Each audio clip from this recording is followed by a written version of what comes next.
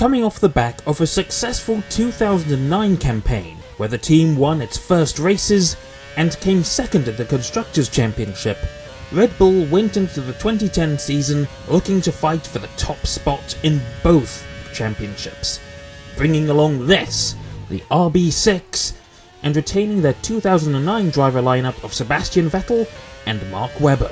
Powered by a Renault V8 engine and designed by the aerodynamic genius that is Adrian Newey, the team had a slow start to the season, only scoring a handful of points in the first two races, leaving them 5th in the Constructors when they went to the third race in Malaysia. However, this is where the team struck gold, where Sebastian Vettel led the team to a 1-2 finish. 3 more 1-2s would follow in Monaco, Japan and Brazil, with the RB6 generally being the fastest car across the season, edging out the McLaren MP425 and Ferrari F10. It wasn't all smooth sailing for Red Bull, however. The team's drivers, Vettel and Webber, often butted heads, with the pair coming together at the Turkish Grand Prix and denying what would have been a guaranteed 1-2 finish. A double retirement at the third to last round in Korea also prevented Red Bull from taking the Constructors' Championship 1 round early. Despite that setback, Red Bull would take their first ever Constructors' Championship at the penultimate round in Brazil, and Sebastian Vettel would take home his first Drivers' Championship at the final round in Abu Dhabi, despite never having led the championship at any point beforehand.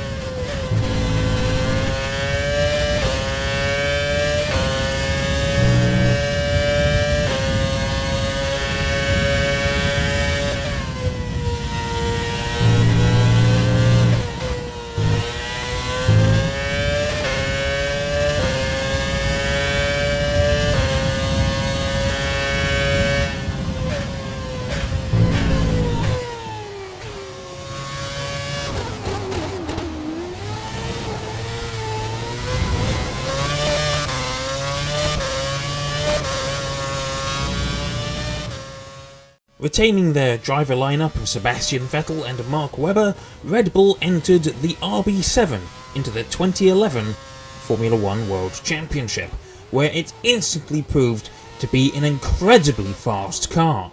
Sebastian Vettel and the team continued to build off the success of the previous 2 seasons by taking an astonishing 11 Grand Prix victories, with a final 12th victory going to teammate Mark Webber at the final round. The RB7 quickly proved to be one of the most dominant Formula 1 cars ever built, in part due to the innovative, though controversial, blown diffuser. Sebastian Vettel was able to extract the most out of the car, easily securing his second Drivers' Championship and Red Bull their second Constructors, finishing on the podium in all but one of the races he finished.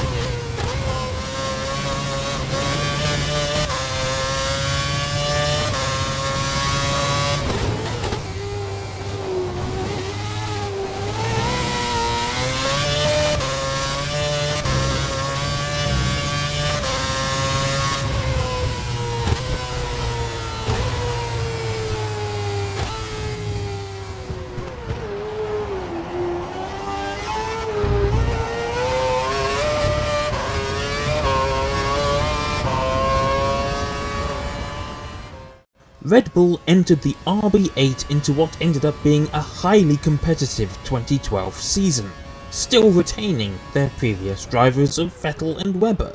With the blown diffusers that made its predecessor so dominant banned, the RB8 struggled for pace for most of the season, with reigning champion Vettel struggling to get onto the podium and only recording a single Grand Prix victory before the summer break, at which point he was only 3rd in the championship behind Webber and the Ferrari of Fernando Alonso. It was a very different story after the summer break, however, Although things did not start particularly well, with a double retirement in Italy, Vettel would go on to become the first driver to win consecutive races that season, scoring 4 victories in a row during the Asian leg of the season. He almost came undone at the final round of the season in Brazil, where a first lap spin saw him fall out of the points and potentially championship contention, but a superb comeback drive saw him finish 6th and clinch his 3rd world title.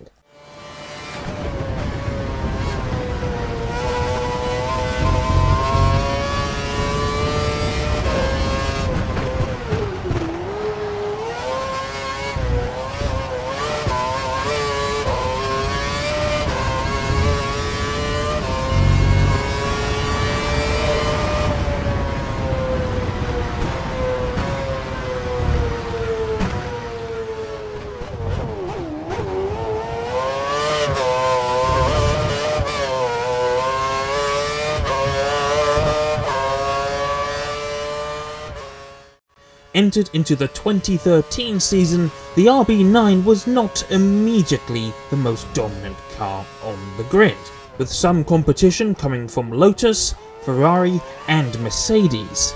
The car was consistently quick, however, with Sebastian Vettel never finishing below 4th and Mark Webber never finishing below 7th. The intra-team rivalry between Vettel and Webber still remained, coming to a head at only the 2nd round in Malaysia, where Vettel took away what would have been Webber's final Grand Prix victory in the infamous Multi-21 incident. Webber's pace never seemed to recover, which allowed Vettel to win all 13 of the RB9's victories that season.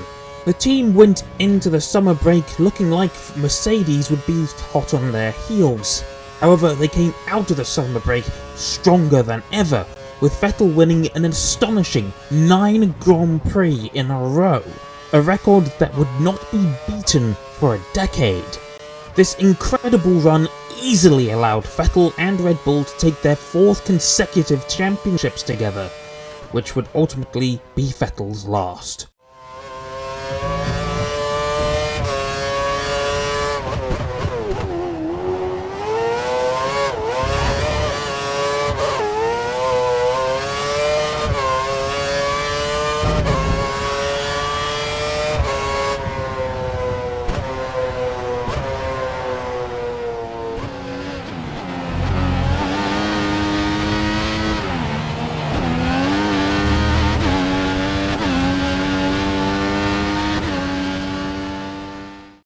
Red Bull's dominance of the early 2010s abruptly ended with the 2014 season, where the sport went from an aero formula to an engine formula. Although Adrian Newey was still designing the cars, the Renault engines that still powered them were lacking on horsepower. Red Bull would enter the RB10 into that season, still driven by reigning champion Sebastian Vettel and Daniel Ricciardo, promoted from Toro Rosso to replace the retiring Mark Webber. Vettel struggled to extract the most out of the car, rarely finishing ahead of Ricciardo despite his inexperience. Vettel's struggles with the car ultimately saw him have his first ever winless season, with Ricciardo taking his first 3 Grand Prix victories that season, in Canada, Hungary and Belgium. Ricciardo's wins ultimately proved to be the only 3 races not won by a Mercedes that season, and Red Bull would finish a distant 2nd place in the Constructors' Championship.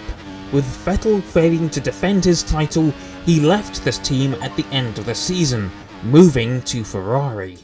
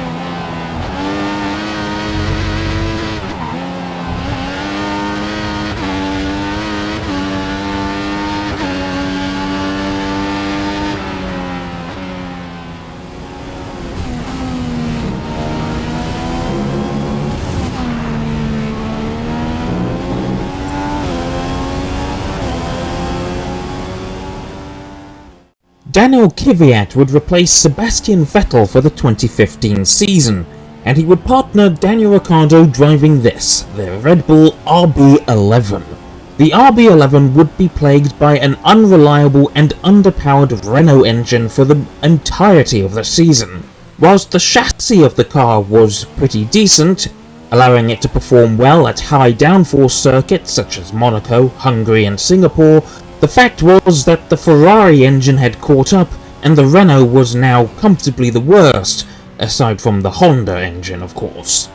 This lack of power and reliability meant that the RB11 struggled to get good results all season long, and it ultimately resulted in the breakdown of the relationship between Red Bull and Renault.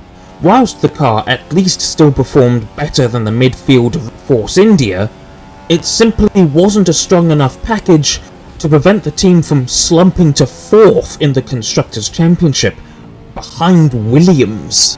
The team only managed a grand total of 3 podiums that season, with the highlight being a 2-3 at the Hungarian Grand Prix, but the car otherwise could not extract a single Grand Prix victory, becoming the first Red Bull since the 2008 RB4 not to win a race, ultimately becoming the worst season for the team in recent years.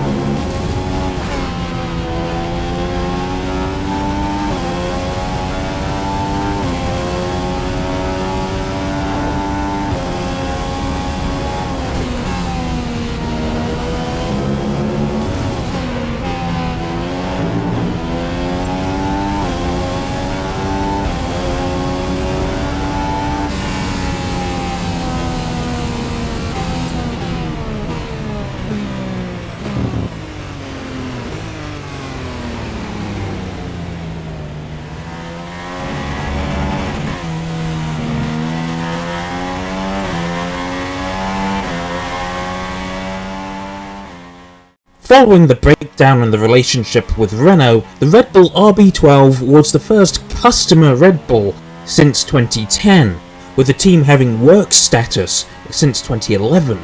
With their customer Renault engines rebadged as Tag Heuers, the RB12 proved to still not be anywhere near the pace of the leading Mercedes, at least for the majority of the season.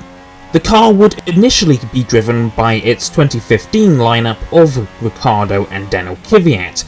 However, a string of collisions caused by Kvyat in the first few races led to him being replaced by Toro Rosso driver Max Verstappen, a young man who showed a lot of promise, and who ended up winning on his Red Bull debut after the Mercedes took each other out on lap 1 of the Spanish Grand Prix. The car continued to improve across the season, with podiums becoming a lot more frequent and allowing the team to retake second in the Constructors' Championship from Ferrari. The highlight of the season would be a 1-2 in Malaysia, led home by Ricciardo, after the leading Mercedes of Lewis Hamilton spectacularly blew up. The RB12, however, generally couldn't outperform the Mercedes W07, only being genuinely faster at a single Grand Prix, the Monaco Grand Prix, where Ricciardo took pole position only for a pit stop blunder to see what could have been a guaranteed race victory sent down the drain. Still, these 2 race victories and 14 other podiums guaranteed that Red Bull would finish second in the Constructors.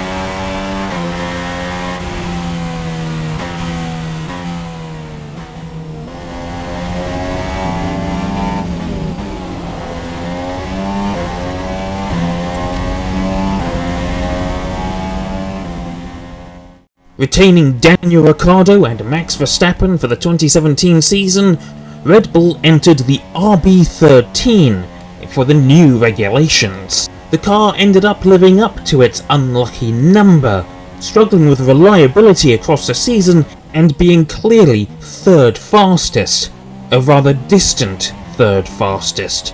Whenever the car wasn't breaking down, it was generally finishing either 5th, 4th or 3rd, with a handful of second places and lower positions.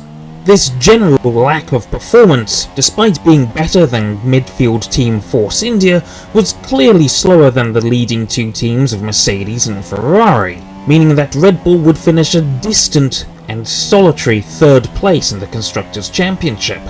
But that didn't stop the team from picking up a handful of wins, with the first coming at the chaotic Azerbaijan Grand Prix, where Daniel Ricciardo, despite a poor qualifying performance, was able to make the most of the chaos and come out on top, with Max Verstappen picking up his 2nd and 3rd race victories in Malaysia and Mexico, where an opening lap collision between the two championship contenders, Hamilton and Vettel, allowed Max to capitalise and take an uncontested victory.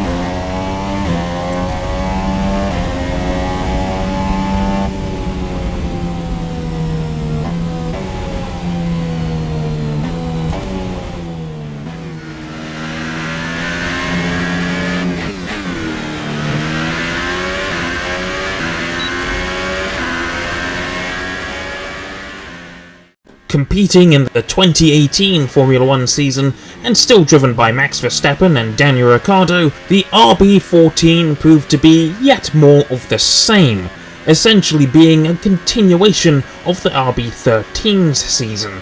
The car was plagued with reliability issues the entire season, generally affecting Ricciardo more than Verstappen.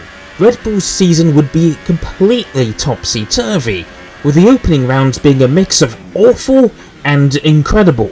On the one hand, you had Ricciardo winning a stunning victory in China from 6th on the grid, but on the other hand, that Grand Prix was sandwiched by 2 double retirements, with both drivers suffering reliability issues in Bahrain and then coming together in an embarrassing fashion at the Azerbaijan Grand Prix, with their intra-team rivalry coming to a head. Ricciardo saw the writing on the wall and chose to announce he would be leaving the team at the end of the season, going to Renault instead, despite the fact that these same Renault engines were causing him to retire every other round. Despite the various setbacks of teammate collisions and engine failures, the team was able to pick up 4 victories, 2 for each driver, with Ricciardo picking up a 2nd victory in Monaco, making up for the disaster that was the 2016 race, whilst Verstappen picked up his 2 victories in Austria and Mexico. The 2018 season would be the last season that Red Bull was powered by Renault, as the relationship had deteriorated so much that the team had simply had enough, and for the 2019 season they would switch to an unexpected supplier, Honda.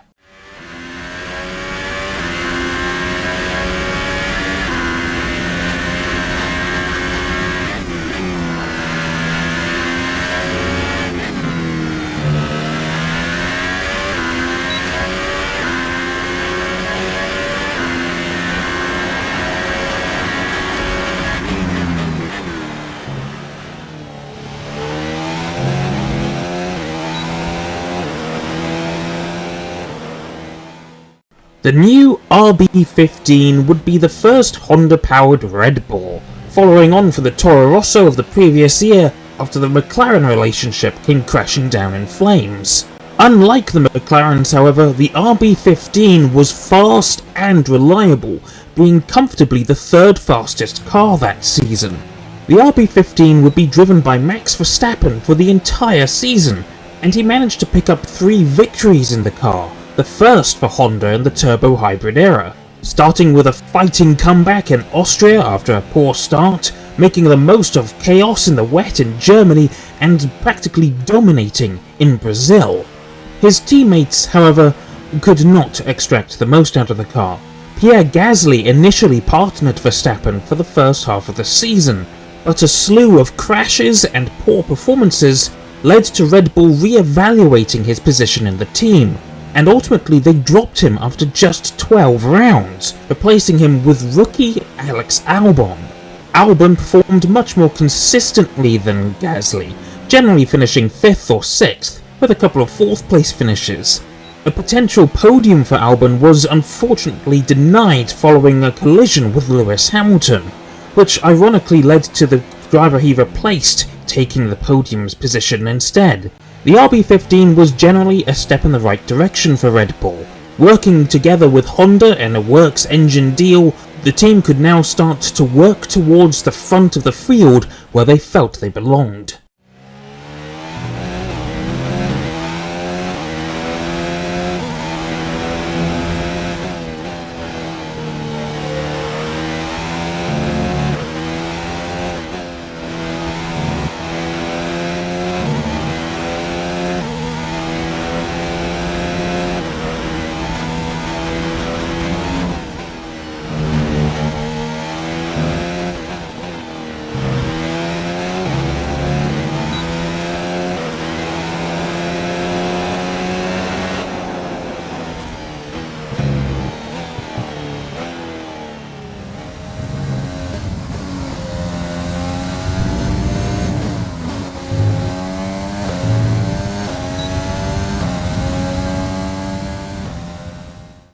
Competing in the shortened 2020 season, the RB16 would be driven by Max Verstappen and Alexander Albon for the entirety of the 17-race season. The season did not initially start well for the team, with Verstappen retiring in the opening round, and Albon, who had been running in the podium places, once again being punted off the track by Lewis Hamilton, and ultimately retiring with an electrical issue.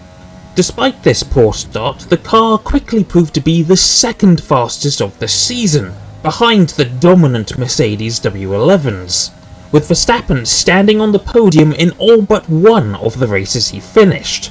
Despite the dominance of the W11, the RB16 was able to pick up 2 race victories at the hands of Max. First at the 70th anniversary Grand Prix, when the tyre compounds did not suit the Mercedes, and later on at the season finale, where Verstappen led from start to finish. Once again, however, Verstappen's teammate Albon could not extract the most out of the car, finishing behind Max every single time. He did, however, manage to pick up his elusive first podium at the Tuscan Grand Prix in Mugello, and later picked up a second podium at the Bahrain Grand Prix, after the racing point of Sergio Perez spectacularly blew up. Unfortunately for Albon, his performances were not considered good enough by Red Bull, and after that same racing point of Perez won the Sakir Grand Prix, his fate was more or less sealed, and he would be dropped for the following season. Red Bull would pick up 319 points that season, a distant and lonely second place. But that final round victory in Abu Dhabi was a statement of intent by Verstappen and Red Bull. It was a message to Mercedes: we're coming.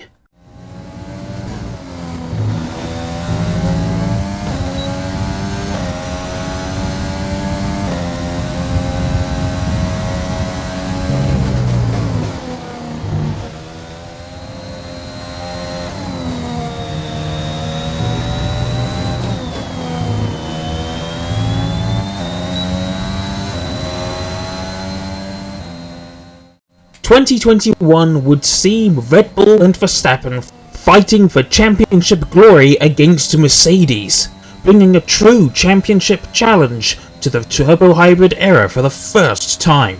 Red Bull Honda versus Mercedes were the headlines going into the 2021 season.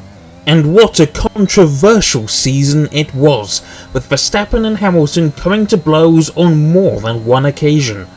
Verstappen was at the top of his game, finishing on the podium in all but one of the races that he finished, and all of those podiums were either a first place or a second place, with the one outlying result being a 9th place finish in Hungary after a lap 1 turn 1 crash instigated by Valtteri Bottas saw Verstappen's car limping around the track with half of its bodywork missing. Verstappen's championship challenge would be hindered by multiple obstacles, with one race victory being denied by a late race tyre failure at Azerbaijan, denying him a crucial 25 points in his title charge. Verstappen's other 2 race retirements would also be caused by collisions, crashes with his title rival Hamilton, with the pair coming together at Kopp's turn in Silverstone, seeing him suffer a 52G crash. And then the pair came together again at the Italian Grand Prix, resulting in Verstappen's RB16B ending up on top of Hamilton's W12. The title rivals would come together one final time at the penultimate round in Saudi Arabia, whilst playing DRS chicken, the result of which saw Verstappen finishing second and going into the final round level on points with Hamilton, only the second time in Formula 1 history that this had ever happened. Meanwhile, his new teammate Sergio Perez had an okay season, picking up the pieces of Verstappen's crash in Azerbaijan and taking his first win for Red Bull, and then picking up a handful of other podiums later on in the season. Both championships would come down to the wire at the final round in Abu Dhabi. Verstappen would take a magnificent pole position, only to lose P1 at turn 1 the first lap. By this point in the season, the Red Bull was clearly second best to the Mercedes, but that wasn't going to stop the team from trying everything they could to help Max win. This saw a superb defensive drive by Perez, who stayed out on track on worn soft tyres and held Hamilton up, even re-overtaking him in DRS zones. This allowed Verstappen on new hard tyres to catch back up to Hamilton, but it was all for naught as the Mercedes was just too quick. The championship, however, was turned on its head when the Williams of Nicholas Latifi crashed only a few laps from the end of the race. What happened after that remains controversial to this day, and will do so for several years to come. The fact is, a safety car was called to allow Latifi's stricken Williams to be removed from the track, but with race control unwilling to see the championship end on such a low note, pulled a couple of strings to allow some lapped cars to get out of the way of the championship contenders. Verstappen, who had stopped for brand new soft tyres, was at a significant advantage to Hamilton, who had not stopped and was still on worn hards, and after that it was no question of who was going to win. Hamilton had to hold Verstappen behind, but he couldn't, and Verstappen took his first World Championship. Time will tell if it was deserved or not.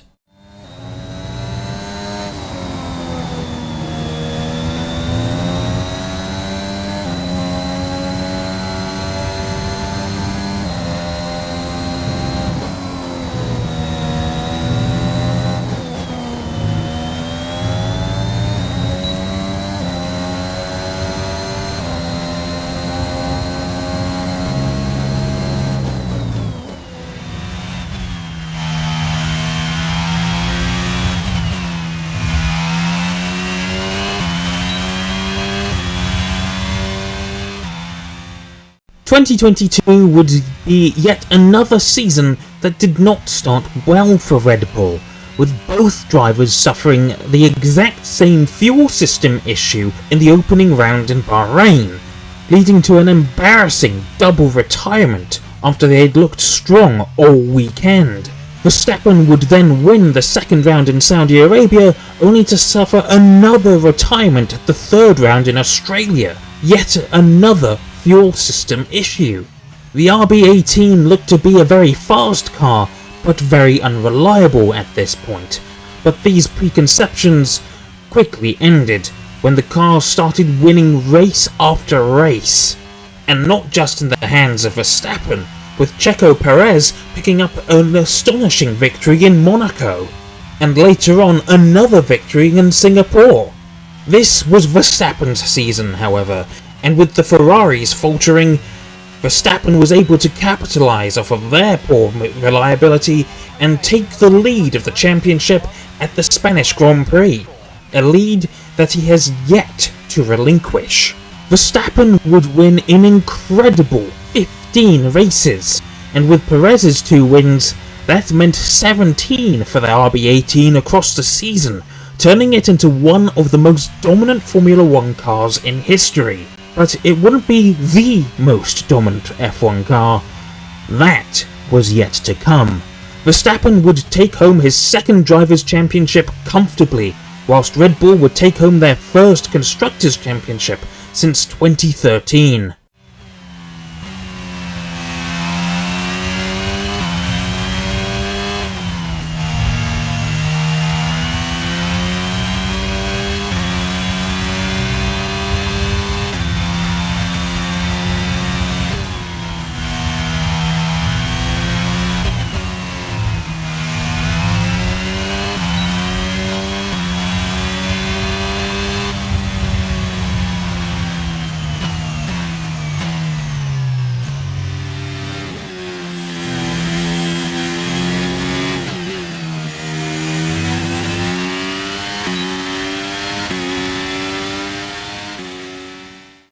Entered into the 2023 championship, the RB19 would end up being the most dominant Formula 1 car ever built, in all but one single stat: percentage of laps led, which is still held by the 1988 McLaren.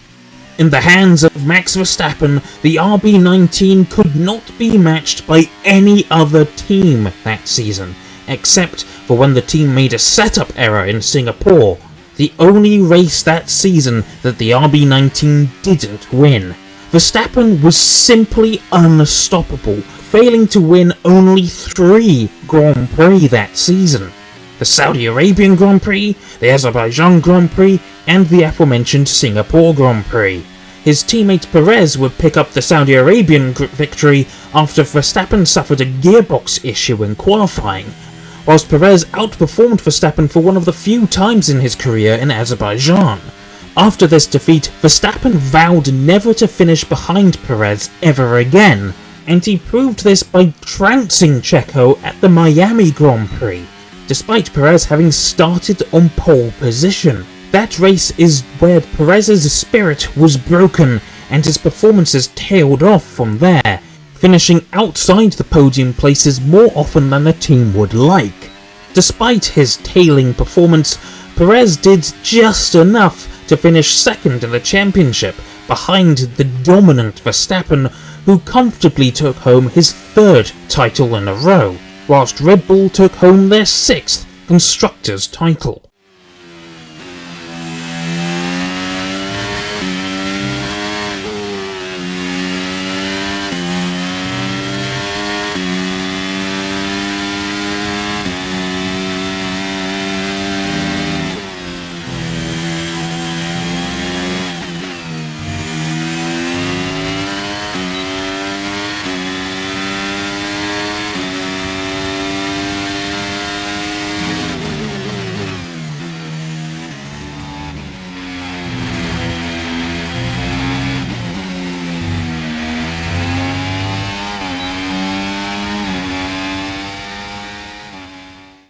The RB20 of 2024 looked set to continue the dominance of the 2023 season. Verstappen would take pole in the opening 7 rounds, and he won 5 of them, with a brake failure in Australia preventing his win there, and a late race safety car in Miami handing the victory to Lando Norris instead, but the team was going through a lot of turmoil behind the scenes, with team principal Christian Horner facing assault allegations, and longtime designer Adrian Newey publicly leaving the team just a few rounds into the season, making the RB20 the last Red Bull he would design. At around the same time, the Red Bull's pace advantage began to wear off, with Verstappen only managing to record 2 pole positions after the Imola Grand Prix, though one of these would later be denied. In a dark mirror of the 23 season where Verstappen won 10 races in a row, Verstappen failed to win 10 in a row, the most he had failed to win since 2020. Perez's pace also fell off a cliff after Miami, failing to finish higher than 6th, though what could have been a podium or Grand Prix victory in Azerbaijan was ended after a late race crash. Red Bull, however, did start to find their feet again towards the end of the season, becoming more competitive from the United States Grand Prix onward, with Verstappen regularly fighting for podium positions and eventually 2 final wins, with arguably his best race of the season coming at the Sao Paulo Grand Prix at Interlagos, where he started 17th and ultimately went on to win, mirroring Kimi Raikkonen's success at the 2005 Japanese Grand Prix. Max managed to hold on to his championship lead despite a challenge from the McLaren of Lando Norris, and he went on to win his 4th world title in a row at the Las Vegas Grand Prix. However, things would not pan out for Red Bull in the Constructors' Championship. The poor mid-season performance and the season-long poor performances from Perez saw Red Bull slump to 3rd in the Constructors' Championship, behind Ferrari. Following his poor performances, Sergio Perez would be dropped from the team after the end of the season to be replaced by Liam Lawson for the 2025 season. And speaking of 2025, it's set to be an exciting year. It'll be the team's last season racing with Honda power, as they switch to Ford engines for 2026, coupled with their own in-house powertrains division. Can Red Bull retake the Constructors' Championship? Can Verstappen become champion for the 5th time? Was Liam Lawson the right decision for Verstappen's teammate? Only time will tell.